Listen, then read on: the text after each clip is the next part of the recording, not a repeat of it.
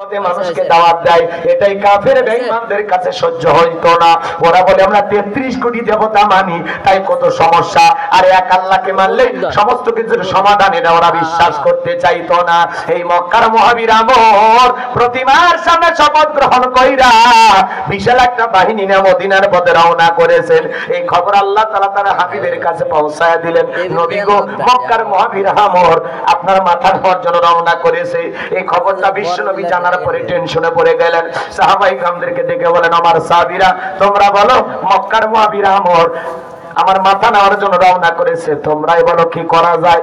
নবীজির সাহাবীরা সবাই শুনতেছেন। হঠাৎ করে ওসমান ডেকে বলেন, নবী আপনি আল্লাহর এত বড় পয়গাম্বার, আপনি শুধু দিল থেকে দোয়া করে দেন ওই ওসমান যেন আপনার কাছে পৌঁছার আগে ওর হাত আল্লাহ পাক প্যারালাইজ করে দেয়, আপনার কাছে পৌঁছার আগে সে যেন দুনিয়া থেকে বিদায় হয়ে যায়। এই কথা শোনার পরে নবীজি হাত তুলে দোয়া করলেন। নরম মানুষ দোয়ার পক্ষে কথা বলে, ঠিক কি না? আল্লাহ রাসূল হাত তুলে দোয়া করতেছেন, আল্লাহ ওই মক্কার মুহাবির আমার মাথা নেওয়ার জন্য রওনা করেছে, আমার কাছে পৌঁছার আগে ওর হাত পা এতটুকু শুধু বলেছেন মোনাজাতে। আল্লাহ আসমান থেকে বলে, জিবরাইল আর করিস না দেরি, আমার বন্ধুকে জানায় দাও তাড়াতাড়ি, আমি আল্লাহ পাক শুধু দুই হাত দোয়া করার জন্য দেই নাই, মাঝে মাঝে জালেম আর বেঈমানদেরকে সাইজ করার জন্য ওই দুই হাতে লাঠি তুলে নেওয়া লাগবে। ইল্লাহি তাকবীর, আল্লাহু আকবার। সব জায়গায় দোয়াতে কাজ হয় না। এই গ্রামের নাম হলো বড় ভিলা। উদাহরণ দিচ্ছি কথা বোঝানোর জন্য, আবার যেন কেউ রাগ করেন না। রাগ করতেছেন বাজান? তাহলে একটু কথা বলেন, আমার সাথে কথা বলেন, সহযোগিতা করেন, কষ্ট হয় আমার ভাইয়েরা। এই গ্রামের নাম বড় ভিলা। মনে করেন প্রতিদিন এই গ্রামে চুরি হইতেছে, গরু ছাগল চুরি হয়, টাকা পয়সা চুরি হয়, গহনা গাড়ি চুরি হয়, এমনকি সুন্দরী বউটা পর্যন্ত চুরি হয়। চোরের অত্যাচারে এলাকায় থাকা কঠিন হয়ে গেছে। একজন বগুড়া ধনুর থেকে বাজান 10 কেজি জিলেবি নিয়ে আসা ইমামের হাতে দিয়ে বলে, ও বড় ভিলার ইমাম সাহেব, এই 10 কেজি জিলেবি একটু দিয়েন, একটু দোয়া করেন, চোরের হাত থেকে যেন এই গ্রামের মানুষকে আল্লাহ তাআলা হেফাজত করেন। এই কথা শোনার পরে ইমাম সাহেব নামাজ আদায় করার পরে হাত তুলে দোয়া করে বলেন, আল্লাহ চোরের হাত থেকে বড় বিলার মানুষকে তুমি হেফাজত করো।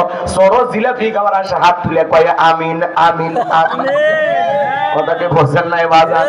ওই জায়গায় ইমাম সাহেব যদি হাত তুলে দোয়া না করে বলতো, এ বড় ভিলার যুবকেরা, তোমরা যদি এই গ্রামে ধন সম্পদ টাকা পয়সা গরু ছাগল রক্ষা করতে চাও, এই গ্রামে ঢোকার 4টা রাস্তা আছে, এই 4 রাস্তার মোড়ে মোড়ে মাগরিব থেকে ফজর পর্যন্ত বাংলার লাঠি নিয়ে দাঁড়ায় থাকবা। চোরকে দেখা মাত্র এই লাঠি দিয়ে এমন পিটান পিটাইবা যাতে মাজা সোজা করার ক্ষমতা না থাকে। চোরকে হাত তুলে আমিন কইতো নাকি তওবা করে ভালো হয়ে যেত? এজন্য চুরি বন্ধ করতে হলে লাগবে কার আইন? সত্য আইন। কথা কন নাকি আপনারা? কার আইন লাগবে? এজন্য আল্লাহ রাব্বুল আলামিন বলেন, ওয়াসারিকু ওয়াসারিকাতু ফাকতউ আইদিয়াহুমা জাযাআম বিমা কাসাবা নাকালাম মিনাল্লাহ। আল্লাহ সূরা মাইদার ভিতরে আইন দিয়েছেন, চোর পুরুষ অথবা নারী হোক, আল্লাহর বিধান ফয়সালা করো। চোর চুরি করেছে, অপরাধ যদি প্রমাণিত হয় ডান হাতের কবজিটা কেটে দাও, এটাই আল্লাহর ফয়সালা। আমরা যদি বাংলাদেশের একটা চোরকে ধরে বাইতুল মোকাররমের সামনে নিয়ে যায়, মিডিয়াদেরকে খবর দিয়া একটা হাত কেটে মিডিয়ার মাধ্যমে ফলাও করে প্রচার করতাম, বাংলাদেশে আজ থেকে চোর যদি চুরি করে প্রমাণিত হয় হাত কেটে দেওয়া হবে, আল্লাহর আইন চালু করা হলো। আমার বিশ্বাস একটা চোরের হাত কেটে যদি আমরা প্রচার করে দেখিয়ে দিতে পারতাম, বাংলাদেশের সমস্ত চোরেরা তওবা করে আল্লাহর ওলি হয়ে যেত। কিন্তু কে শোনে কারো কথা? আজও গেল না মনের ব্যথা। এখন উচিত কথা যদি কই পিঠের ওপর দিয়ে যাবি মই, এই আনন্দে কিছু লোক কিনে খাবে বগুড়ার স্পেশাল দই। কথা কন নাকি আপনারা? যত দোষ নন্দ ঘোষ, সত্যটা বললে দোষ, করলে অন্যায়ের প্রতিবাদ, নামটা হবে তোমার মৌলবাদ, নামটা হবে তোমার জঙ্গিবাদ। আল্লাহর আইন বর্তমান পৃথিবীর শাসকদের কাছে পছন্দ হয় না। আমাদের দেশের নেতারা পছন্দ করে না, কথা কন নাকি আপনারা? বলে না সেই 1450 বছরের আইন এগুলো ব্যাকডেট মনে হয়। এরা লন্ডন আমেরিকার আইন দিয়ে দেশ রাষ্ট্র পরিচালনা করে। মনে রাখবেন, আশরাফুল মাখলুকাত আল্লাহর সৃষ্টি, তাকে কোন আইনে সোজা করা যাবে আল্লাহর চাইতে আমরা বেশি বুঝি না, খুব বেশি বুঝি আমরা। আল্লাহর আইনে জমিনে চালু হোক, কারা কারা চান? 2 হাত তুলে দেখা। আল্লাহ এই জমিনে কোরআনের আইন চালু করে দাও, জোরে বলেন আমিন। আল্লাহর বিধানে শান্তি, আল্লাহর আইনে মুক্তি, কথা বলে ঠিক কিনা? আরে ভাই একটা খালি টেস্ট করে দেখেন না, টেস্ট করে একটা চোরের হাত কাটে খালি টেস্ট করে, ভালো হবি মানে বাংলাদেশটা মিনি জান্নাতে পরিণত হবে, সব চুরি ডাকাতি বন্ধ হয়ে যাবে। কিন্তু কে শুনলে কার কথা? সরিষাই যাবো নেতা ভাবে এই আইন চালু করলে তো আমার হাতে আগে কাটা যাবে, কারণ এরা দুর্নীতিবাদ ছিল। 11 লক্ষ কোটি টাকা দুর্নীতি করে বিদেশে পাচার করেছে। 93 বিলিয়ন ডলার ঋণের বোঝা বাংলাদেশে চাপিয়ে দিয়ে ওরা পালিয়ে গেছে, কথা বলে ঠিক কিনা? আপনারা খুশি হবেন আলহামদুলিল্লাহ, 5 বিলিয়ন ঋণ পরিশোধ করতে পেরেছে এই মাত্র কয়েক মাসে। আল্লাহু আকবার বলেন। খুব দ্রুত আমরা এই সংকট কাটিয়ে আবারও ঘুরে দাঁড়াবে বাংলাদেশ, নতুন বাংলাদেশ। গতকালকে আপনারা দেখেছেন সকল রাজনৈতিক দলের সাথে প্রধান উপদেষ্টা ডক্টর ইউনূস সাহেব বৈঠক করেছেন। জামাত, বিএনপি, হেফাজত, খেলাফত, চরমনায় কেউ বাকি ছিল না। ভিপি নূরের দল থেকে শুরু করে সবাই গিয়েছিল। কথা কি বুঝতে পারছেন? এই যে সবাই মিলে দেশ রক্ষা করার জন্য ঐক্যবদ্ধ। আল্লাহু আকবার বলেন।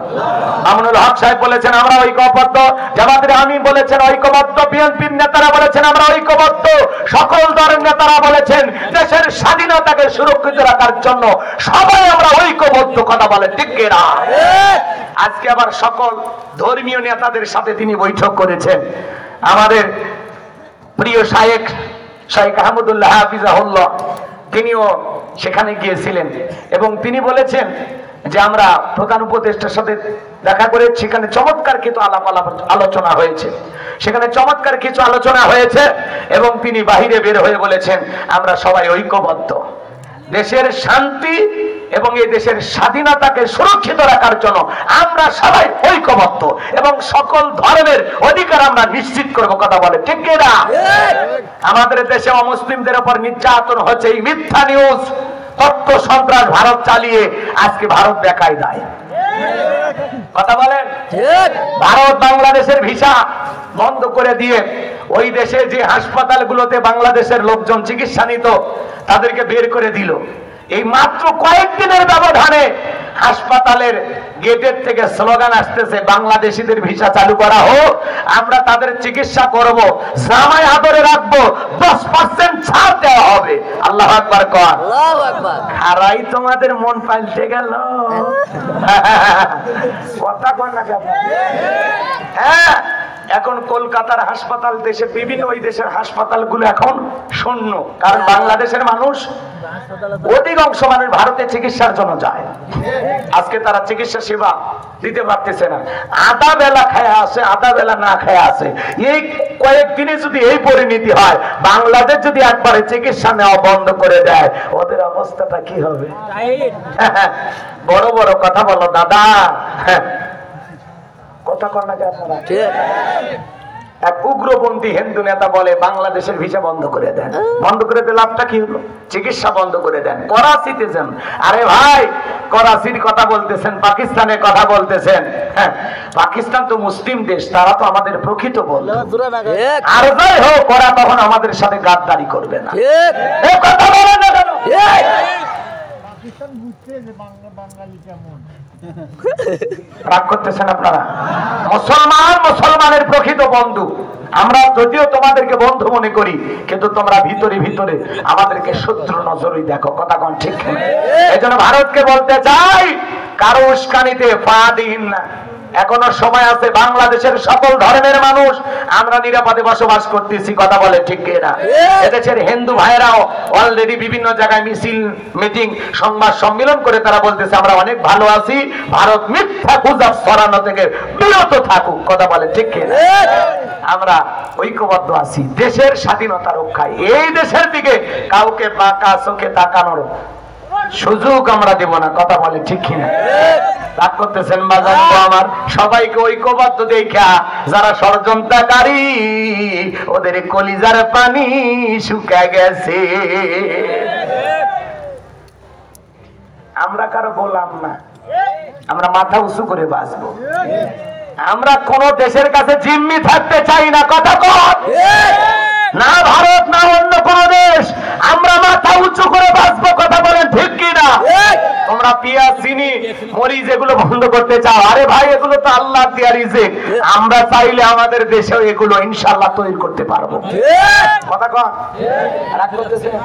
এই কথাগুলো বলাতে অনেকের মন খারাপ হতেও পারে, অসম্ভব। আমার ভাইয়েরা লম্বা আমি করবো না, তাহলে চুরি বন্ধ করতে লাগবে কার আইন?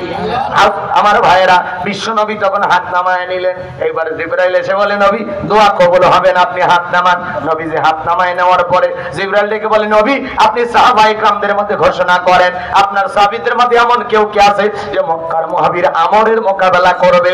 এই কথা শোনার পরে নবী সাহাবায়ে কিরামদেরকে ডেকে বলেন ও আমার সাহাবীরা তোমরা শোনো, তোমাদের মধ্যে এমন কেউ কে আছো যে মক্কার মুহাবির আমরের মোকাবেলা করবা? নবীর কোন সাহাবী দাঁড়ায় না, হযরত আলী দাঁড়িয়ে গেলেন, বলেন আল্লাহু আকবার। আমার নবী ডেকে বলে আলী রে তুমি কি জানো ওই মক্কার মুহাবির আমর এক পালা খাবার খাইয়ে 20 কেজি 3.5 মণ ওজনে তরবারি যুদ্ধ করে, এত বড় বীরের সামনে তুমি কেমনে যাইবা? তুমি বসে পড়ো। হযরত আলী বসে পড়লেন। নবীজি দ্বিতীয়বার বললেন, আবার হযরত আলী দাঁড়িয়ে গেছেন। নবীজি দ্বিতীয়বার বলেছেন ও আমার সাহাবীরা তোমাদের এমন কেউ কে আছো যে মক্কার মুহাবির আমরের মোকাবেলা করবা? আবার হযরত আলী দাঁড়িয়ে গেছেন। এইবার নবী দুইটা হাত ধরে বলে আলী রে আয় আয় আমার বুকের কাছে আয়। আলী রে এত বড় বীরের সামনে যাইতে চাস, তোর কি জানে মায়া দয়া নাই? হযরত আলী ডেকে বলতেছেন নবী গো আমার ভিতরের ঈমান বলতেছে ওই আমর আপনার চেহারা দেখার আগে ওরে আমি জমিন থেকে বিদায় করে দেব। চিৎকার মেরে বলুন আল্লাহু আকবার। ঈমানের একটা পাওয়ার থাকার দরকার আছে না নাই? যে ঈমান প্রয়োজনে জ্বলে ওঠে না, যে ঈমান সত্য ন্যায়ের কথা বলে না, যে ঈমান অন্তরে নাই, যে ঈমান অন্তরে নাই মুখে ফোটায় কথার কলি, কিভাবে তারে বলো ঈমান বলি, কিভাবে তারে বলো ঈমান বলি? যে ঈমান প্রয়োজনে জ্বলে ওঠে না, সেই ঈমান সত্য ন্যায়ের কথা বলে না। সরে বলেন মারহাবা। আমার ভাইয়েরা দিল দিয়ে কথাগুলো বুঝবেন বাজান গো আমার। আমার নবী ডেকে বলে ওসমান তোমার বাড়ি কি তরবারি আছে? বলে হ্যাঁ আমার বাড়িতে তরবারি আছে। বিশ্ব নবী ডেকে বলে ওসমান যাও তরবারিটা নিয়ে আসো। হযরত ওসমান তরবারি নিয়ে আসলেন, 27 ইঞ্চি লম্বা। নবীজি হযরত আলীর হাতে দিলেন। হযরত আলী তরবারি পায়ে মারছে দৌড়, দৌড়াইতে দৌড়াইতে আমরের মুখোমুখি হয়ে গেছে বাজান। আমরকে দেখা মাত্রই হযরত আলীকে দেখা মাত্র আমর ডেকে বলে কি রে পিচ্ছি আলী তুই কেন আমার সামনে? হযরত আলী বলে পিচ্ছি না কি পরে বুঝাইতেছি, কথায় আছে ছোট মরিচের ঝাল বেশি। আল্লাহু আকবার বলে। এইবার হযরত আলী তরবারি দিয়ে দাঁত টানছেন, একটা দোয়া পড়তেছেন। এই দোয়া পড়ে বাড়ির চতুর্দিকে ফু দিতে পারলে বড় বড় দুর্ঘটনার হাত থেকে আল্লাহ আপনার পরিবারকে হেফাজত করবেন। এইবার হযরত আলী দাঁত টানতেছেন বাজান। দাঁতটা টানা যখন শেষ হয়ে গেল তরবারিটা উঁচু করে ডেকে বলে এ কাফেরের বেটা আমর তোর যদি সাহস থাকে দাঁতটা পার হয়ে দেখা, এ আয় আয়। আল্লাহু আকবার বলেন। আল্লাহু আকবার। হযরত আলী তরবারিটা উঁচু করে বলতেছে এই কাফেরের বেটা আমর তোর যদি সাহস থাকে দাঁতটা পার হয়ে নবীজির কাল্লা নিতে যা, এ আয় আয় খেলা হবে আয়। আল্লাহু আকবার বলেন না। বাড়িতে ঢুকছে চোর, বাড়িওয়ালা ল্যাংড়া, দুইটা পা নাই, কিছু না হোক যদি খালি জবান দিয়ে আওয়াজ দেয় কে চোর থাকবিনে ভাগে দৌড় মারবে। একটা আওয়াজেই অনেক কিছু কথা বলে, ঠিক না? হযরত আলী খালি ধমক দিয়েছে এই আয় আয়, দাঁতটা পার হয়ে দেখা। হযরত আলী আর আমর এই জায়গায় বাজা বাজা ভাব, পুরো ঘটনাটাই শুনবেন। কারা কারা একটু দুই হাত তুলে দেখান তো বাজান। লিল্লাহি তাকবীর, আল্লাহু আকবার। আপনা মান বাজান তাহলে আমি বলেছিলাম 4 জনকে আল্লাহ পাক পুরো পৃথিবীর ক্ষমতা দিয়েছিল। জোরে বলেন কয়জন? 1 নাম্বার হলো নবী সুলাইমান আলাইহিস সালামকে আল্লাহ পাক পুরো পৃথিবীর রাজত্ব পাওয়ার ক্ষমতা দিয়েছিলেন। আল্লাহর নবী সুলাইমান আলাইহিস সালামকে আল্লাহ পাক যে বিশাল ক্ষমতা দিয়েছিলেন সেই ঘটনা কাহিনী যদি বলতে চাই 2-3 ঘন্টা আলোচনা করে শেষ হবে না। আল্লাহর নবী সুলাইমান মানব দানব জিন ইনসান সকলের কথা বুঝতো, সকলেই তার ক্ষমতার আয়ত্তের মধ্যে ছিল। বাজান গো আমার, সকলেই তার হুকুম মানতে বাধ্য ছিল। আল্লাহু আকবার বলেন। আল্লাহ পাক তাকে তত্ত্বের একটা সিংহাসন দিয়েছিলেন। বাতাসকে অর্ডার করা মাত্রই যেখানে যাইতে চাইতেন সেখানে বাতাস তার এই সিংহাসনটাকে উড়িয়ে নিয়ে যাইতো। বলেন আল্লাহু আকবার। আল্লাহর নবী সুলাইমান আলাইহিস সালামকে আল্লাহ রাব্বুল আলামিন পুরো পৃথিবীর রাজত্ব পাওয়ার ক্ষমতা দিয়েছিলেন। 2 নাম্বার হলো বাদশা জুলকারনাইনকে আল্লাহ পাক পুরো পৃথিবীর রাজত্ব পাওয়ার ক্ষমতা দিয়েছিলেন। এই পৃথিবীর জমিনে 1 নয় 2 নয় 1600 বছর আল্লাহ তাআলা তাকে হায়াত দিয়েছিলেন। বাজার পৃথিবী ভ্রমণের জন্য একটা ঘোড়া আল্লাহ তাকে দিয়েছিলেন। এই ঘোড়ায় চড়ে যখন চাবুক মারতো এক এক কদমে হাজার হাজার মাইল রাস্তা পাড়ি দিত। আল্লাহু আকবার বলেন। আল্লাহু আকবার। কষ্ট হয় আপনাদের মনে হয় আমার ভাইয়েরা? তাহলে 2 জন ঈমানদার, একজন নবী সুলাইমান আর একজন বাদশা জুলকারনাইন। যেই বাদশা জুলকারনাইন ইয়াজুজ মাজুজের ঘটনা আপনারা শুনেছিলেন, বিশাল একটা প্রাচীর নির্মাণ করে দিয়েছিলেন। সেই বাদশার নাম হলো বাদশা জুলকারনাইন। আল্লাহু আকবার। আল্লাহু আকবার। দিল দিয়ে কথাগুলো বুঝবেন। তাহলে 2 জন ঈমানদার আর 2 জন কাফের, এদের মধ্যে একজনের নাম হলো জালেম বাদশা বখতে নাসর, যাকে আল্লাহ রাব্বুল আলামিন পুরো পৃথিবীর রাজত্ব পাওয়ার ক্ষমতা দিয়েছিলেন। ওই জামানায় আল্লাহ রাব্বুল আলামিন তার একজন পয়গাম্বর পাঠিয়েছিলেন। সেই পয়গাম্বরের নাম ছিল দানিয়েল। জোরে বলেন কি নাম? আল্লাহর নবী দানিয়েল সালামকে আল্লাহ পাক ওই জামানায় পাঠিয়েছিলেন। আল্লাহর নবী দানিয়েল সালাম তার কওমের মানুষদেরকে ডেকে বলেন, ইয়া বানি ইসরাঈল আযকুরু নি'মাতি আল্লাতী আন'আমতু আলাইকুম ওয়া আন্নী ফাদ্দালতুকুম আলাল আলামিন। আল্লাহ নবী ডেকে বলেন, ও বনি ইসরাঈল উম্মতেরা শোনো, তোমাদের বাপ দাদা চাকর ছিল, কৃতদাস ছিল, গোলাম ছিল। সেই গোলামের জিন্দেগি থেকে আল্লাহ পাক তোমাদেরকে আজাদ করেছেন, মুক্ত করেছেন, স্বাধীন একটা জীবন দিয়েছেন। বিদায় দাম্ভিকতা করো না, এক আল্লাহর ইবাদত করো, আল্লাহ তাআলার কৃতজ্ঞতা আদায় করো। উম্মতেরা ডেকে বলে, পয়গম্বর পুরান দিনের গল্প শোনায় লাভ নাই, বাপ দাদা কি করেছিল আমরা জানতে চাই না, আমরা ভালো আছি, আমাদের টাকা পয়সা কোনো কিছুর অভাব নাই। আল্লাহ নবী দানিয়েল ডেকে বলে, শোনো এখনো সময় আছে, গাছের পূজা করো না, মাছের পূজা করো না, চন্দ্রের পূজা করো না, এক আল্লাহর ইবাদত করো। কিন্তু পয়গম্বরের কোনো কথাই তারা শ্রবণ করলো না। আল্লাহ নবী দানিয়েল সালাম দিনে দাওয়াত দেয়, রাতে দাওয়াত দেয়, সকালে দাওয়াত দেয়, বিকালে দাওয়াত দেয়, কোনো মতে যখন তারা দাওয়াত গ্রহণ করলো না, আল্লাহ নবী দানিয়েল ডেকে বলে, শোনো কোন জাতির মানুষ, কোন কওমের মানুষ যদি দাম্ভিকতা করে, অহংকার করে, খোদাতুরি হয়ে যায়, ওই জামানার মানুষের উপরে আল্লাহ তাআলা 2 ধরনের আযাব আর গজব পাঠায়। 1 নাম্বার হলো আসমান জমিনের আযাব আর গজব দিয়ে আল্লাহ তাদেরকে ধ্বংস করে দেয়, আর না হয় তাদের ভাগ্যে জালেম শাসক পাঠায়া দেয়। দেশের নেতা হবে, এদিকে খেয়াল করেন, দেশের জনগণ হবে যেমন, দেশের নেতাও হবে তেমন। অনেকে 12টা পার হয়ে গেছে, এই জন্য দৌড়েছেন নাকি? অনেকে হয়তো টিকটক দেখে লাফালাফি করে আসে যে একটু হুজুরকে এক নজর দেখে আসে, হুজুরের ওয়াজ আমার মোবাইলে রেকর্ড করা আছে। যাই হোক, কষ্ট পাচ্ছেন আপনার মনে হয় না? এগুলো আসলে লম্বা সময়ের আলোচনা, এত সময় আপনাদের ধৈর্যে কুলাবে না, আমিও আপনাদেরকে কষ্ট দিতে চাই না।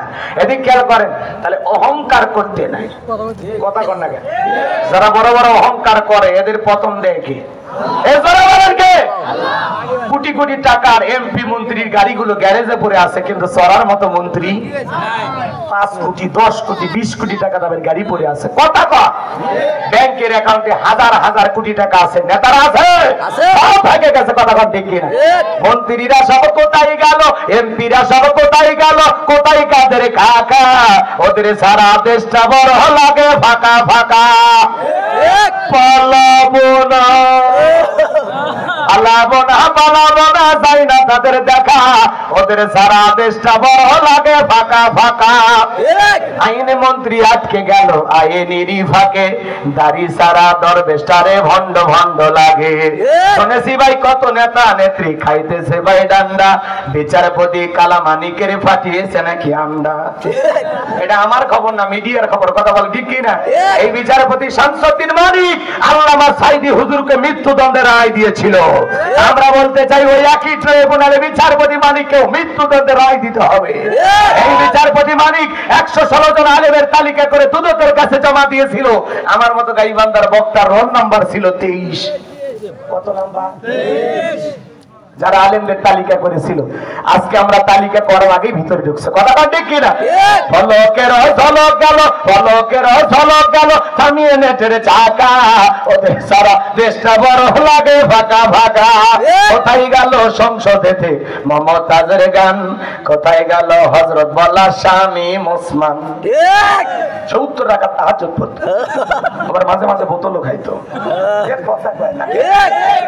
মাইক ফেলে বলতো খেলা হবে, আজকে পুরো মাঠ পড়ে আছে, কিন্তু শামীম ওসমানের মতো খেলোয়াড়। অনেক কথা বলার ছিল, কিন্তু আপনারা তো শুনবেন না। এত জোর করে বললে লাভটা কি? কষ্ট হয় মনে হয় আপনাদের। আমার ভাইয়েরা, আল্লাহ নবী দানিয়েল ডেকে বলল, শোনো এখনো সময় আছে, পরিবর্তন হও। কোনো কথা তারা শুনলো না। তখন আল্লাহ পাক তাদের ভাগ্যে জালেম শাসক বখতে নাসরকে পাঠায়া দিল। জালেম বাদশা বখতে নাসর ক্ষমতার চেয়ারে বসার পরে হাজার হাজার মানুষকে জেলখানায় বন্দী করতে লাগলো। জালেমদের স্বভাব হলো অপরাধী বোঝে না, নিরপরাধ বোঝে না, পাইকারি ধরে সবাইকে জেলে নেয়। এটা হলো জালেমদের স্বভাব। কথা কি বুঝতে পারতেছেন? এইবার 1 নয় 2 নয়, আল্লাহর নবী দানিয়েল আলাইহিস সালাম সহ তার 70,000 উম্মতকে জেলখানায় বন্দী করলো। নবী মানুষ জেলখানায়। কথা কয় না ভাই? এটা বগুড়া না কোন জেলা? বগুড়ার মানুষের আওয়াজ এটা। এই 5 জন ছেলে ভালো করে কথা বললো তো এত জোরে হয়। আবার কয় একজন ঠিক, সবাই বলা লাগবে। আবার আস্তে রেডি থাকেন, লিল্লাহে তাকবীর। তাহলে আল্লাহর নবী জেলখানায়, নবী যদি জেলখানায় যায়, নায়েবে রাসূলের ভূমিকা যারা পালন করবে, আলেম ওলামা যারা এই দুনিয়ার জমিনে হকের আওয়াজ তুলবে, হকের পক্ষে মানুষকে দাওয়াত দিবে, মাঝে মাঝে ষড়যন্ত্র করে তাদেরকেও জেলখানায় ঢুকাইতে পারে।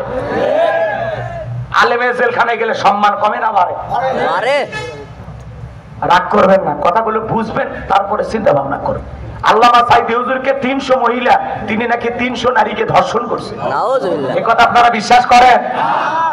একটা মানুষ 300 জন, তো সহজ কথা কন নাকি আপনারা? এক মহিলাকে আদালতে নিয়ে যা বলা হচ্ছে, এই হুজুর আপনাকে ধর্ষণ করছে, সাইদি হুজুরের সাক্ষী। তখন বলতেছে হ্যাঁ। তো তোমার জন্ম কত সালে? তখন বলতেছে 75 সালে। জন্ম 75 সালে, ধর্ষণ হয়েছে 71 সালে। মনে হয় কত বড় মিথ্যাবাদী ছিল। কথা কন, কথা কন। আমি জানি যারা 2-1 উঠতেছে দালালি করছে এত বছর, এগুলো সহ্য হচ্ছে না। এই ওয়াজ আমি বাংলাদেশের এখন যত জেলায় করতেছি 2-4 জন উঠিচ্ছে, কারণ আমি বুঝি এই এত বড় ট্যাবলেট হজম করার শক্তি ওদের না। তারপরে বলা লাগবে আমার কথা, 5 জন শুনুক, পরিবর্তন হোক। কথা ঠিক না? হ্যাঁ মুরব্বী, বসা লাগবে, বসেন। রাগ করতেছেন মনে হয়, মুরব্বী মানুষ, রাগ করেন না। তাকবীর না, লিল্লাহে তাকবীর। আল্লাহর নবী দানিয়েল এইবার জেলখানায় ডেকে বলে, উম্মতেরা কই গেল তোমাদের গাড়ি বাড়ি, নারী সুন্দরী রমণী, কই গেল তোমাদের দাম্ভিকতা অহংকার? আমি তো এই দিনের ভয় তোমাদেরকে দেখাইতেছিলাম। দেখে বলে, ও পয়গম্বর, আপনার কথা যদি বলকের মতো সত্য হবে বুঝতে পারি নাই, এত তাড়াতাড়ি ভুলে যাই বুঝতে পারি নাই। আল্লাহ নবী দানিয়েল দেখে বলে, এখন তোমাদের সিদ্ধান্ত কি বলো? উম্মতেরা দেখে বলে, পয়গম্বর যা করেছি ভুল করেছি, আর গাছের পূজা, মাছের পূজা, চন্দ্রের পূজা করব না, এখন থেকে একমাত্র আল্লাহর ইবাদত করব। আপনি যা বলবেন আমরা তাই শুনবো। আল্লাহ নবী দানিয়েল দেখে বলে, শোনো, সত্যি যদি তোমরা তওবা করে ফিরে আসতে চাও, তাহলে আজকে রাত 12টার পরে আমি যখন আল্লাহ বলে ডাক দেব। আমার সঙ্গে তোমরা সবাই ঘুম থেকে জাগ্রত হইয়া আল্লাহ বলে ডাক দিবা। মনে রাখবা, তওবার মতো তওবা যদি করতে পারি, একমাত্র আল্লাহ পারেন জালেমের জেলখানা থেকে মুক্ত করে দিতে। আল্লাহ নবী দানিয়েল আলাইহিস সালাম এইবার রাত 12টার পরে আল্লাহ বলে ডাক দিয়েছেন। সবাই একটু জোরে চিৎকার মেরে বলেন আল্লাহ। একটু ভালোবেসে ডাক দেন আল্লাহ। জবান খোলেনি যারা, কপাল পোড়া আল্লাহর বান্দা তারা। আল্লাহ বলতেও লজ্জা লাগে, এরা নাকি মুসলমান। একটু জোরে ডাক দেন আল্লাহ। আল্লাহ আল্লাহ বললে মানে কলিজাটা ভরে যায়, বুকের ভিতরে কোনো জায়গা ফাঁকা থাকে না। কথা ঠিক। আমার ভাইরা দিল দিয়ে কথাগুলো বুঝবেন। পয়গম্বর সিজদায় লুটিয়ে পড়লেন, কাকুতি মিনতি সহকারে দোয়া করতে লাগলেন আর ডেকে বলেন আল্লাহ, আমার উম্মতেরা ভুল বুঝতে পেরেছে, তারা তওবা করে ফিরে আসতে চায়। আল্লাহ আপনি আমার উম্মতদেরকে মাফ করে দেন, এখন থেকে তারা একমাত্র আপনার ইবাদত করবে। পয়গম্বর উম্মতেরা যখন চোখের পানি ছেড়ে দিয়ে দোয়া করতে লাগলেন, আল্লাহ ডেকে বলে ও নবী দানিয়েল, কান্না করতে হবে না, দোয়া আমি আল্লাহ মঞ্জুর করে নিলাম। অচিরেই বাদশা বখতে নাসরের জেলখানা থেকে মুক্ত করার ব্যবস্থা আমি আল্লাহ করে দেব। বলুন আল্লাহু আকবার। এইবার বাজান বাদশা বখতে নাসরকে আল্লাহ পাক মারাত্মক একটা স্বপ্ন দেখায়া দিল। ওই স্বপ্ন দেখে বাদশা বখতে নাসর ঘুম থেকে চিৎকার মারা উঠছে। আশেপাশে নিরাপত্তা কর্মী যারা আছে দৌড়ে এসে বলেন এত জোরে চিৎকার মারলেন, ব্যাপারটা কি? বলে চেহারার দিকে তাকায় দেখো, মারাত্মক একটা ভয়ঙ্কর স্বপ্ন দেখেছি। এই স্বপ্নের ব্যাখ্যা না জানা পর্যন্ত আমি আর ঘুমাইতে পারবো না। তাড়াতাড়ি দেশের সমস্ত স্বপ্নের তাবির কারকদেরকে একত্রিত করো। তাই করা হলো। পরের দিন সকালবেলা হাজার হাজার স্বপ্নের তাবির কারকদের সামনে জালেম বাদশা বখতে নাসর যখন স্বপ্নের কথা বলতে যাবেন, ওই মুহূর্তে আল্লাহ পাক সমস্ত কথাগুলো নিয়ে যায় আল্লাহ নবী দানিয়েল সালামের মাথার মেমোরিতে সেভ করে দিলেন। বলুন আল্লাহু আকবার। একটা মোবাইলে যা আছে শেয়ারের মাধ্যমে আর একটা মোবাইলে পার করা যায় কিনা? কথা বলা যায় কিনা? ভালো করে দিল দিয়ে কথাগুলো বুঝবেন। বাদশা বখতে নাসর যখন স্বপ্নের কথা বলতে যাবেন, গতকাল রাত্রে কি যেন স্বপ্ন দেখলাম, আর বলতে পারে না। স্বপ্নের কথা ভুলিয়ে দিলেন তিনি কে? আল্লাহ। এইবার বাদশা ডায়লগ পরিবর্তন করে দেখা বলা, শোনো, গতকাল রাতে স্বপ্নে কি দেখেছি সেই কথা তোমাদেরকে বলতে হবে, স্বপ্নের ব্যাখ্যা বলতে হবে। জনগণ ডেকে বলে বাদশা এই তো পাগলামি কথা, স্বপ্ন দেখেছেন আপনি, আমরা কিভাবে বলবো? বাদশা স্বপ্নে কি দেখেছে দেশের জনগণ কি জানে না? আরে ভাই বাদশার কথা বাদ দেন, স্বামী স্ত্রী আপনারা এক খাটে ঘুমান, আপনার বউ স্বপ্নে কি দেখে আপনি জানেন না? আপনার বউ আপনার বাদ দিয়ে আর একটা ছেলের হাত ধরে ঘুরে সাত মাথায় ঘুরতেছে, যদি টিয়ার পান কি করতেন? ওটা হলো আসল পুরুষ। মারিস না বাবা।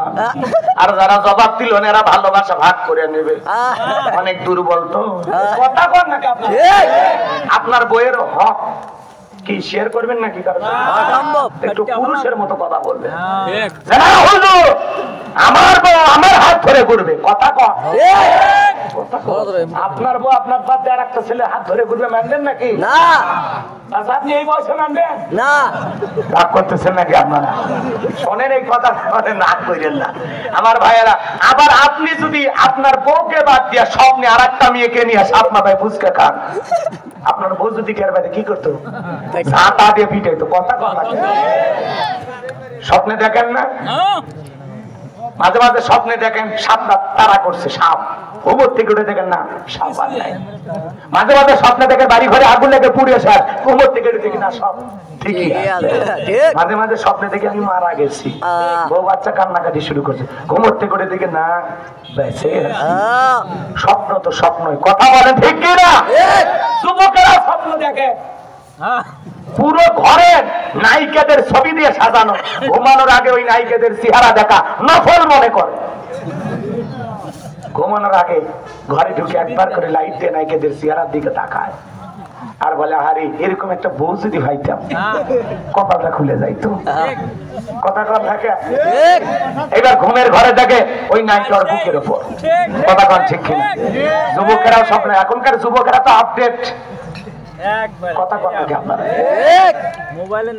আপনাদের এলাকার ছেলেরা ভালো, মাঝে মাঝে দেখবেন মগার মগি বাকুম পায়রার মতো কলেজ ক্যাম্পাসে বিভিন্ন অলিতে গলিতে পার্কের সিপায় একে অপরকে এমন ভাবে চাইপে ধরে মনে হয় আজরাইল আসলে ছেড়ে দিবি না। কথা এমন ভাবে চাইপে ধরে। রাগ কইরেন না বাজান। এক যুবক আর যুবতী সাত মাথায় গেছে বগুড়ে ফুচকা খাবা। এবার বান্ধবী বলতেছে তুমি আগে খাও, ছেলেটা বলতেছে না তুমি আগে খাও। হ্যাঁ, কার সময় বেশি? সময় আপনার অনেক বেশি, তাহলে ভাইকে দান। রাগ করতেছেন আপনারা? যুবকদের জন্য একটু বলা লাগবে না? চাচা খালি নিজেরটা ষোলো না বুঝতেছে। চলেন, দুই বাটি ফুচকা না দুইজন দোয়া দূর পড়তেছে, কেউ আগে খায় না। মেয়ে বলতেছে অনেক কষ্ট করে মা বাবার চোখ ফাঁকি দিয়ে তোমার সাথে ঘুরতে বের হইলাম, তুমি যদি একটু তুলে না খাওয়াও তাহলে কি হইল? ছেলে তখন বলে আরে তোর কথাটা আমার কলিজায় লাগছে। এইবার ছেলেটা মেয়েটার মুখে ফুচকে তুলে খাওয়ায়। আপনাদের এলাকায় এরকম আছে না? না। আচ্ছা বলেন তো, বান্ধবীকে তুলে খাওয়াইলে একটা কবুল হজের সব পাওয়া যায় নাকি? বলেন সব না গুনাহ? কোন স্বামী যদি স্ত্রীর মুখে এক লোকমা খাবার তুলে খাওয়ায়, আল্লাহ রাস্তায় সদকা করলে যে সব হয়, স্বামীর আমলনামায় আল্লাহ সেই সব লিখে দেয়। আর তুমি বিয়ের আগে বান্ধবীর মুখে তুলে খাওয়াচ্ছ, হাই বিরিট শয়তান। বান্ধবী নাই, খবরদার, বিয়ের আগে কোন অবৈধ প্রেম ভালোবাসা করা যাবে। আজকে যুবকদের চরিত্র নষ্ট হয়ে গেছে খালি এই মোবাইলের কারণে। সারা রাত মোবাইল ঘাটাঘাটি করে, ইউটিউব ইন্টারনেট ঘাটাঘাটি করে, ইমো মেসেঞ্জারে বান্ধবীর সাথে সেটিং করে। হ্যালো জান, খাইছো ঘুমাইছো কি করো? মেয়ে রাগ করে বলে আজকে ভাত খাবো না, বলে তুমি না খেলে আমিও খাবো। নিজের বাবা খাইছে কিনা খবর নেয় না, মা খাইছে কিনা খবর নেয় না, বান্ধবী না খেলে দুষ্ট যুবকের মুখে খাবার ওঠে না। এরকম পাগলা আছে না? না বেশি পাগলা হয়া ওই মেয়ে যখন ছেঁকা দিয়ে আর এক জায়গায় বিয়ে হয়, গান জামাত খায় আর কাছে ধাক্কা মেরে কই ভাইজান সাইড। এরকম পাগলা আছে না? এই মোবাইল যুব সমাজকে ধ্বংস করে দিয়েছে। ঘরের দরজা লাগা একা একা মোবাইল অশ্লীল ভিডিও দেখে।